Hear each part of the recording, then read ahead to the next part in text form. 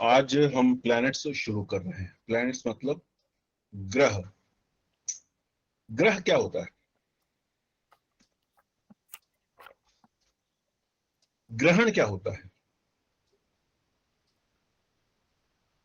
ग्रहण तो सुना होगा। ग्रहण। जी सर, जब किसी ग्रह को कोई अन्य चीज ढक ले तो ग्रह सूर्य का को ढक हरण हो लेती है। गया। सूर्य या ग्रहण चंद्र मतलब का ग्रहण। धारण सूर्य करना, ग्रहण। लेना। चंद्र सूर्य दो ग्रहण।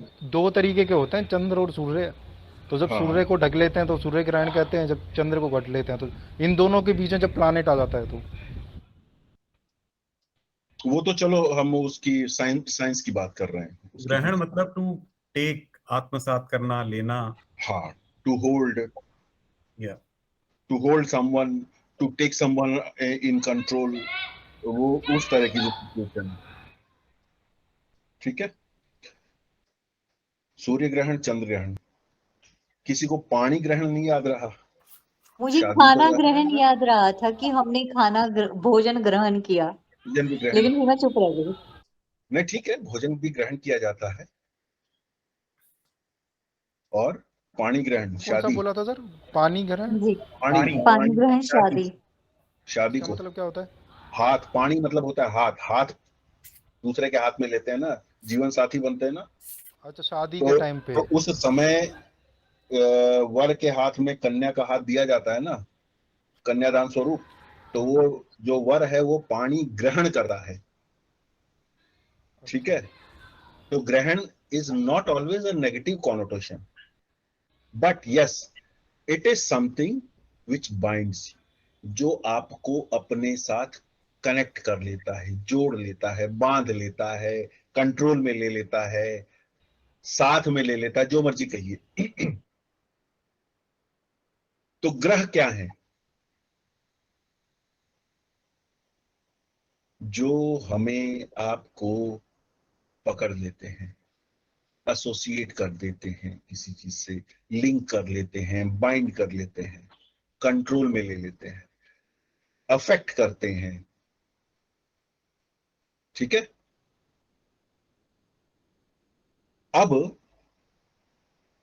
सबसे पहले क्या चीज है जो हमें as a native, as an individual, एक जातक के रूप में हमें कौन सी चीज है जो सबसे पहले पकड़ती है? लग्न का स्वामी, स्वामी। द लग्न लॉर्ड। जो लग्न का स्वामी है वो हमें सबसे पहले पकड़ता है। देती है। इसी तरह चौथे घर का जो स्वामी बनता है वो माँ से हमारे रिलेशन को बांध देता है। सातवें का पत्नी से बांध देता है, नौवें का पिता से बांध देता है, पांचवें का संतान से बांध देता है, छठे का मामा मौसी से बांध देगा, 11वें का बड़े भाई से, मित्रों से बांध देगा, समाज से बांध देगा, तीसरे का छोटे भाई से बांध देगा। तो ग्रह क्या कर रहे हैं? ग्रह हमें बांध रहे हैं। और मोक्ष क्या है? मुक्ति, बंधन से बंधन से मुक्त होना। करना।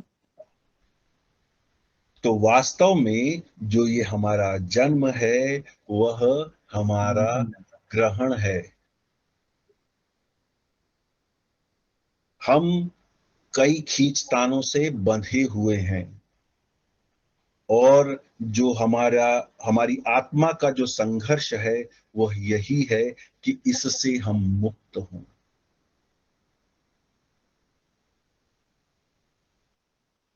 इसलिए हम इन सब का काम कर दें, काम कंप्लीट हो जाए।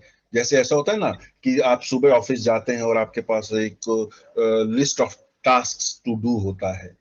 काफी सारे काम होते हैं, इस डिपार्टमेंट का, उस डिपार्टमेंट का, उस कस्टमर का, उस गवर्नमेंट ऑफिस का, फलाना ढिकाना, ये वो। और उस बीच में आपको अपनी सेहत का भी ख्याल रखना है, टी ब्रेक भी लेना है, लंच भी करना है, बीच में रिफ्रेशमेंट भी लेनी है। किसी को पान बीड़ी सिगरेट की आदत है तो वो भी बीच में वो करेगा। Means these are the necessities of the life जो अपने लिए करनी है, और बाकी सबके काम भी करने हैं। वो ग्रह हैं आपके, ठीक है। और उसके बाद शाम को जब आपको लगता है कि इसका भी काम निपटा दिया, इसका भी निपटा दिया, इसका भी निपटा दिया, इसका भी, no I am free to go home.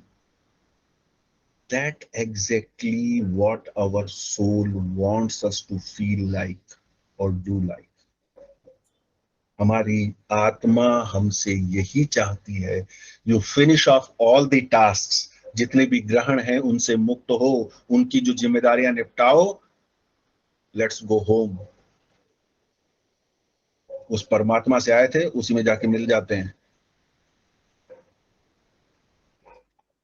कब तक करोगे नौकरी, या कब तक करोगे दूसरे की चाकरी? स्वतंत्र होते हैं। वो जो स्वतंत्रता है वो कब आती है? जब आप ग्रहण से मुक्त होते हैं। और वो ग्रहण कौन देते हैं? ये ग्रह देते हैं। ग्रहण देने वाला ग्रह है। और यह गृहणाति शब्द, गृह शब्द से बना है संस्कृत का, जिसका अर्थ होता है पकड़ना। तो ग्रह क्या करते हैं? वो पकड़ते हैं, कंट्रोल करते हैं, अफेक्ट करते हैं हमारी लाइफ। तो उन ग्रहों में हमने जब इनिशियली सोलर सिस्टम किया था, तो सोलर सिस्टम में हमने सोलर सिस्टम के ग्रह पढ़े थे। और उन ग्रहों में क्या था? एक पृथ्वी भी ग्रह है। ये तो मालूम है ना कि पृथ्वी एक ग्रह है, प्लेनेट है साइंटिफिकली। बट ज्योतिष में हम कहीं नहीं उनको नवग्रह में लेते। क्यों नहीं लेते, किसी को याद है? अर्थ को हमने ऑब्जर्वेटरी लैब बनाया हुआ है। क्या इन्होंने सही कहा?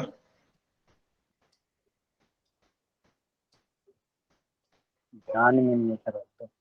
सर पृथ्वी पे हम लोग रहते हैं तो जीवात्मा का स्थान है, इसकी वजह से नहीं लेते हैं।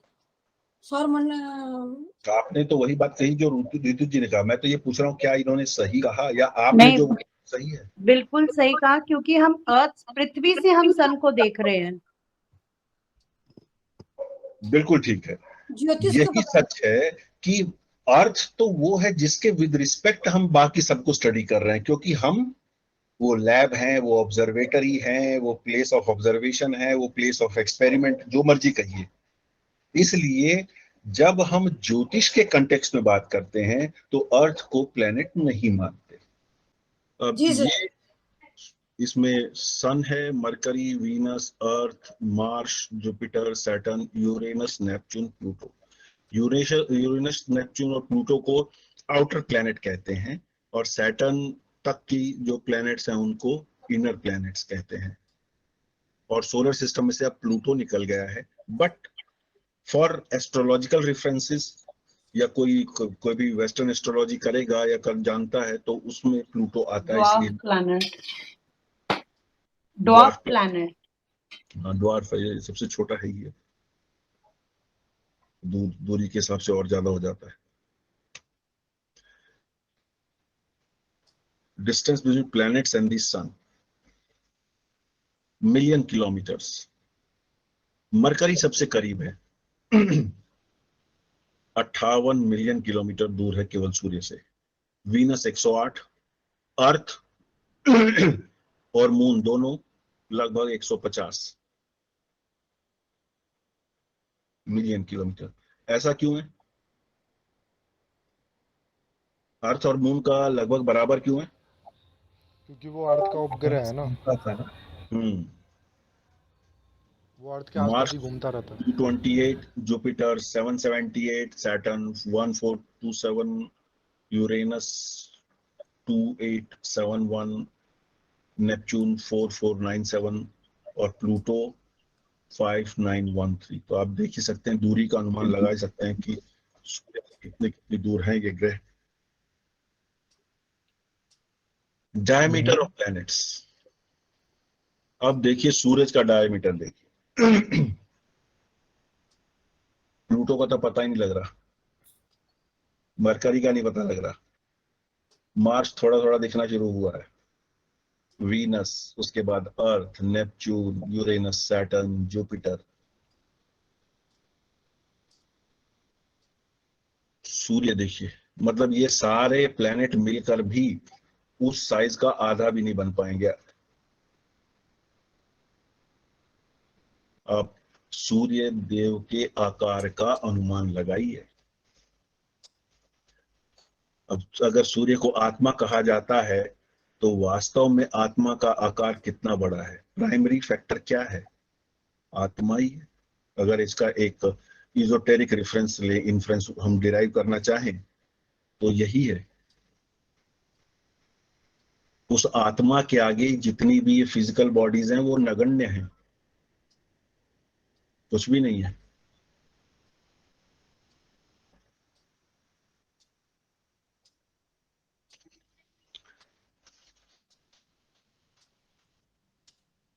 और जैसा कि अभी हमने बात की, ये सेल्फ सस्टेनिंग है, हाइड्रोजन हीलियम साइकिल है, और एक और नई साइकिल भी बताते हैं इसके बारे में, बट मोर और लेस कंसेप्ट वही है कि उसी से एनर्जी जनरेट होती है, वही ब्रेक होता है, फिर मेक होता है, वही ब्रेक होता है, फिर मेक होता है, और इससे वो सूर्य की ऊर्जा भी है और उसी से रोशनी है।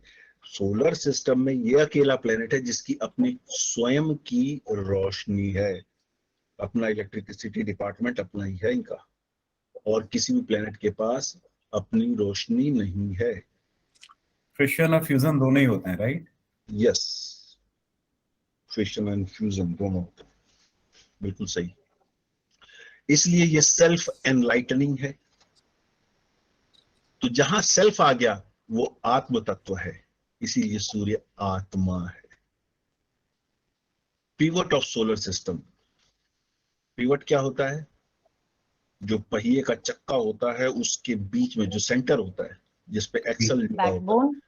उसको पिवट बोलते हैं। नहीं, सेंटर, कोर, ओके। धुरी। धुरी। तो सोलर सिस्टम सूर्य के ही इर्द गिर्द चल रहा है, सूर्य की ही परिक्रमा करते हैं, ऐसा कहते हैं, ठीक है ना?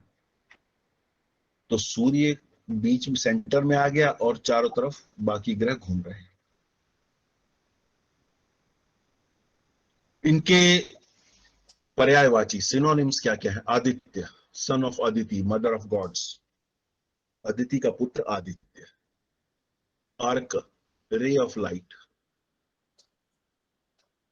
Bhanu, the light. Savitr, what energizes and propels everything. Pushan, which purifies everything.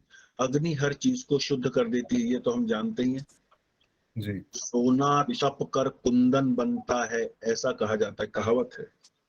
उसका अर्थ क्या है?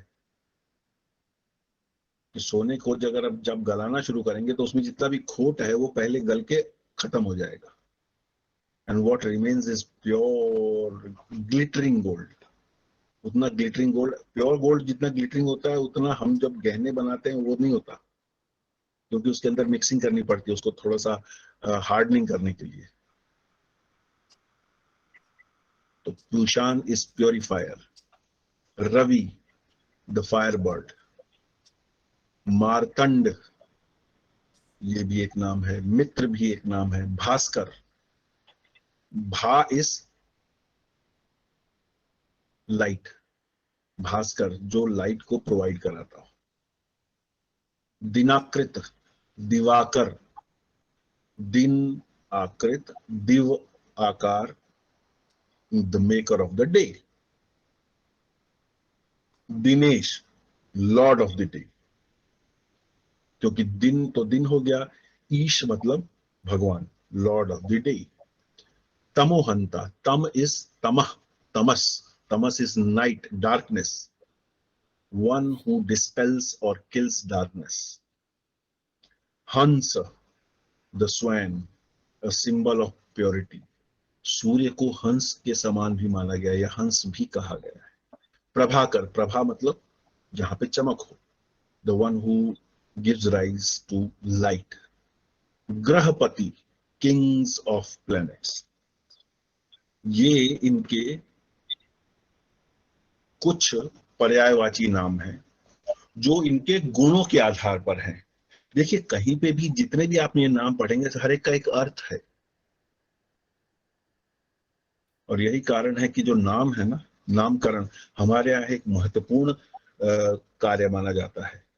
नाम अच्छा रखना चाहिए, नाम सार्थक रखना चाहिए, नाम ऐसा हो जिसको बोलने में और जिसको सुनने में सकारात्मकता आए, प्रश्न नहीं खड़े होने चाहिए। इस नाम का मतलब क्या है, ये कैसा नाम है।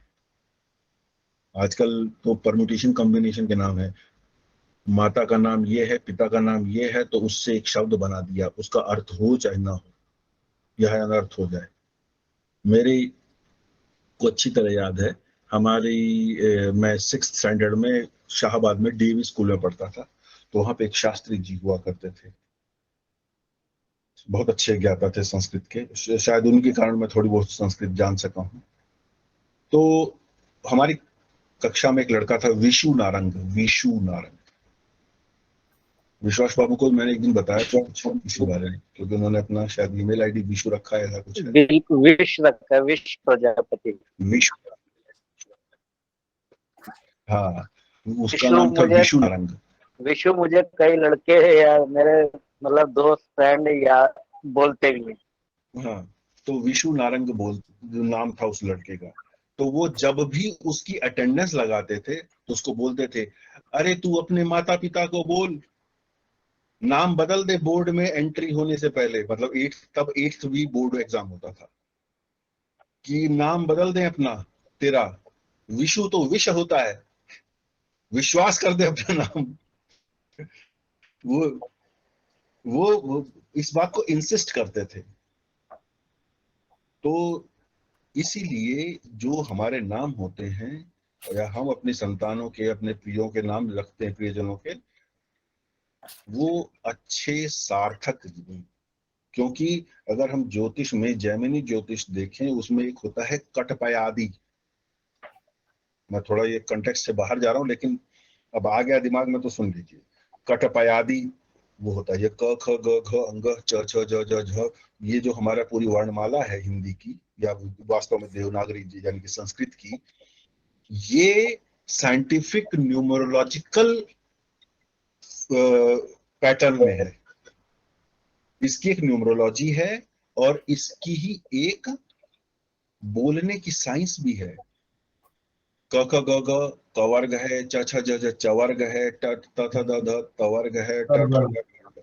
और ये कब कब है, जब आपके मुंह में जो जीभ है वो अलग अलग स्थानों को टच करती है, उस समय सिमिलर वॉइस, जो सिमिलर पोस्चर में जो वॉइस निकलती है वो एक वर्ग में है।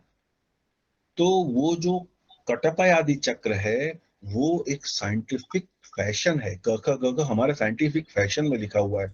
ABCD का अपना होगा, उसका मेरा कोई विरोध नहीं है, पर मुझे कोई जानकारी भी नहीं है। पर क ख ग घ जो लिखी गई है उसका एक, उस फैशन का एक मीनिंग है।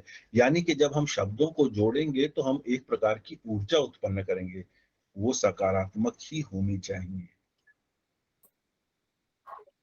ये ध्यान रखिएगा।